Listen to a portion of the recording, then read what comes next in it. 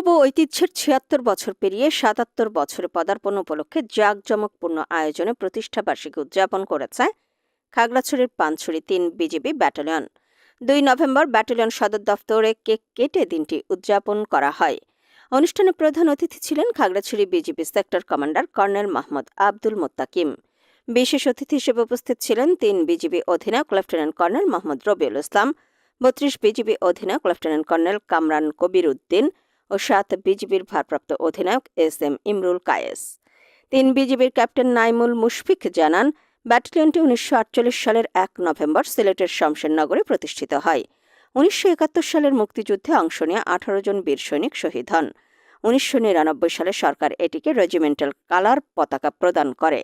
বক্তারা বলেন, সীমান্ত নিরাপত্তা, মাদক ও চোরাচালান প্রতিরোধ সহ জাতীয় নিরাপত্তা রক্ষায় বিজিবি অনন্য ভূমিকা পালন করছে। প্রতিষ্ঠা বার্ষিকীর